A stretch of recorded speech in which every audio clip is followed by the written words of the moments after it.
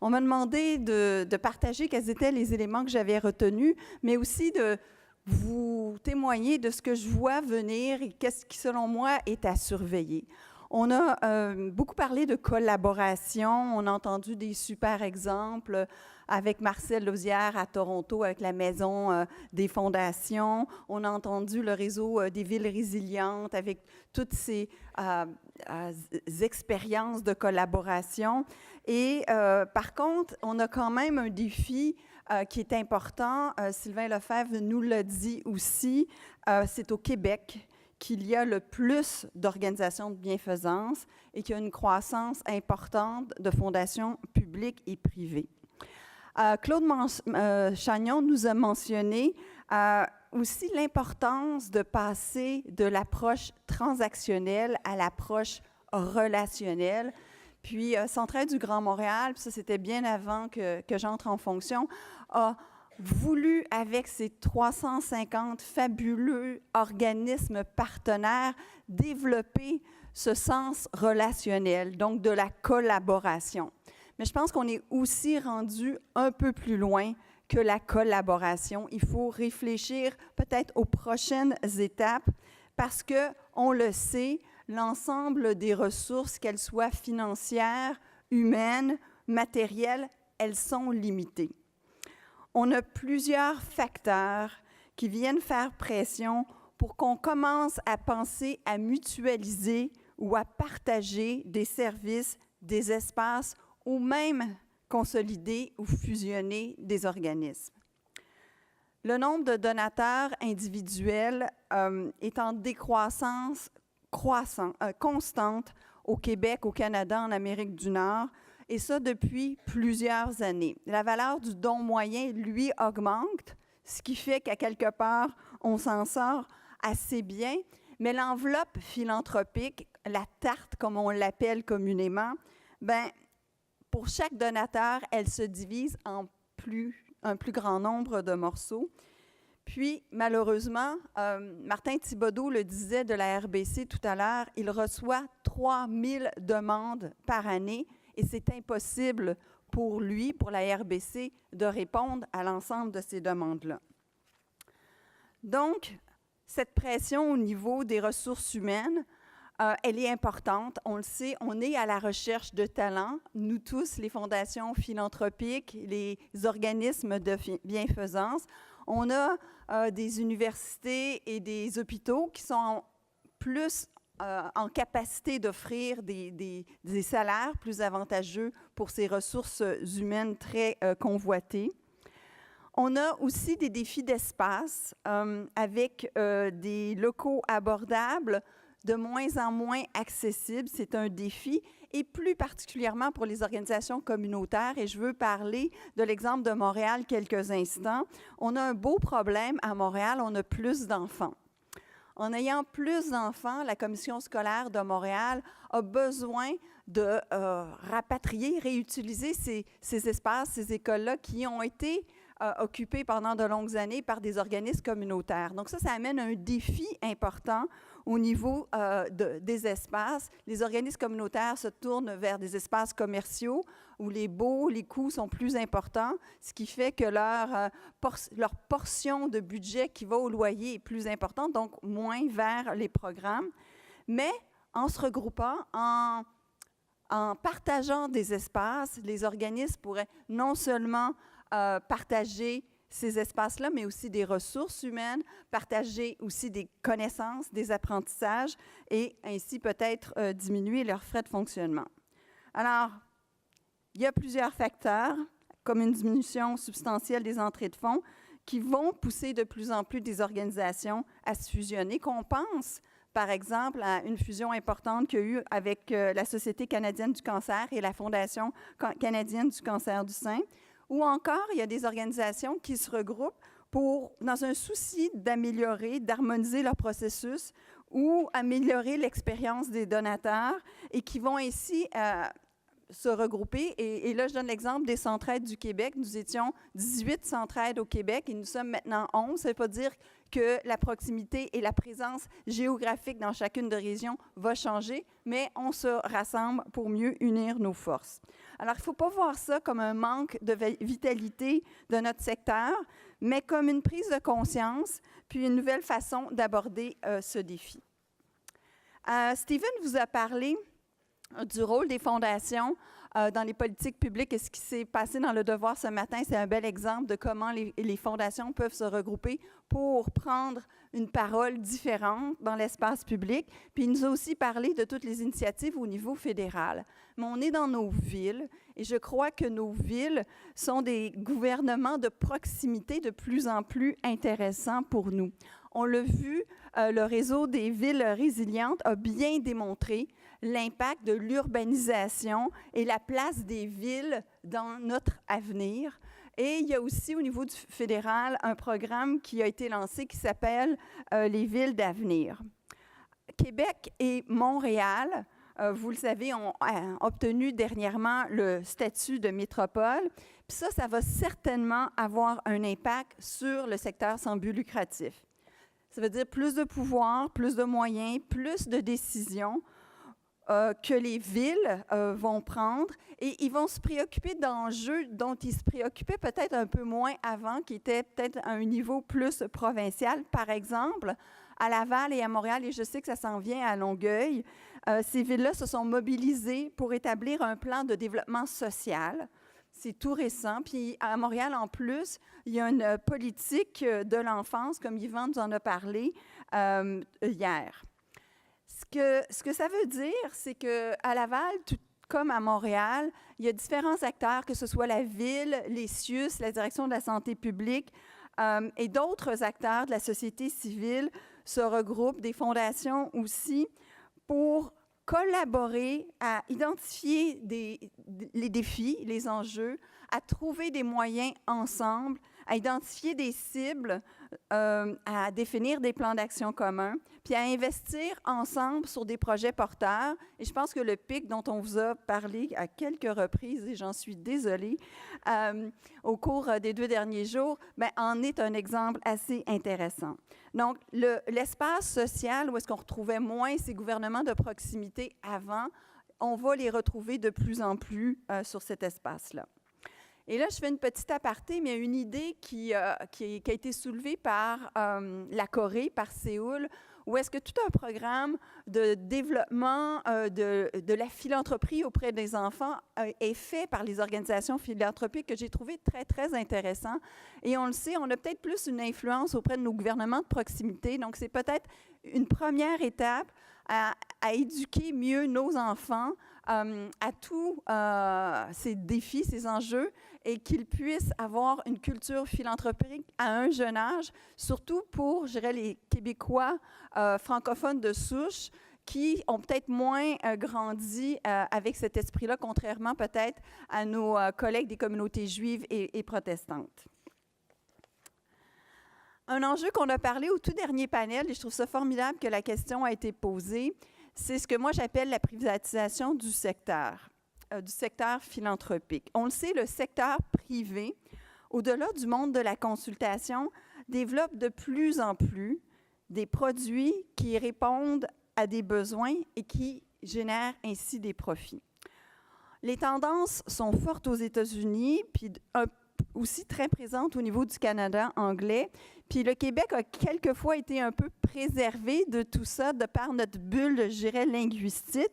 Mais je pense qu'on va être confronté à ces défis-là de plus en plus. Alors, les plateformes de crowdfundraising ou de sociofinancement, c'est un bel exemple de cette privatisation-là. Donc ça répond au souhait des personnes de donner directement à d'autres personnes sans passer par des organisations ou des infrastructures comme les organisations philanthropiques. Ces plateformes-là sont très lucratives. À chaque fois que vous faites un don ou une contribution pour que quelqu'un puisse produire son disque, bien, il y a un pourcentage qui va à cette société privée et qui font donc des sous avec ça. Il y a une seule plateforme de sociofinancement qui est sans but lucratif et c'est Canada Help. Puis malheureusement, elle n'a pas nécessairement tous les moyens pour développer à une vitesse aussi importante les technologies nécessaires pour répondre aux besoins des gens actuellement. Aux États-Unis, il y a quelque chose qui se développe à vitesse grand V, c'est ce qu'ils appellent les Donor Advice Funds, qui rivalisent vraiment directement avec les fondations communautaires. Donc, c'est le secteur financier et banquier qui prend avantage de tous ces transferts de richesses d'une génération à l'autre en offrant des produits qui s'apparentent à des fonds de dotation. L'an dernier, aux États-Unis, c'est Fidelity Investment Funds qui a reçu le plus grand montant d'argent philanthropique avant toute autre organisation philanthropique. Donc ça, c'est quelque chose dont il faut être conscient, il faut en prendre compte, c'est une réalité qui est à notre porte, puis il va falloir qu'on soit très proactif comme secteur sans but lucratif pour répondre à tous ces défis-là. L'autre point, c'est les entreprises qui sont nos partenaires privilégiés. Je vous ai dit que Martin Thibodeau avait reçu 3000 demandes. Ce sont nos partenaires privilégiés et il l'a bien expliqué, Martin, comment les entreprises voient une évolution importante de l'empreinte qu'ils veulent que leur entreprise ait dans leur collectivité. Pour la RBC, c'est auprès des jeunes de 15 à 29 ans, par exemple, et via l'innovation. Le lancement de la Fondation Luc Morris hier midi est aussi révélateur des intérêts et du lien entre les stratégies d'affaires et l'impact que ces acteurs-là veulent avoir dans nos communautés. Alors, tout le monde le dit, ils ne veulent plus juste signer un chèque. Alors, on le sait, l'évolution dans les décisions philanthropiques des entreprises, maintenant, ça va au-delà de la RSE, de la responsabilité sociétale des entreprises. Ils veulent une meilleure visibilité et un plus grand impact par leur contribution.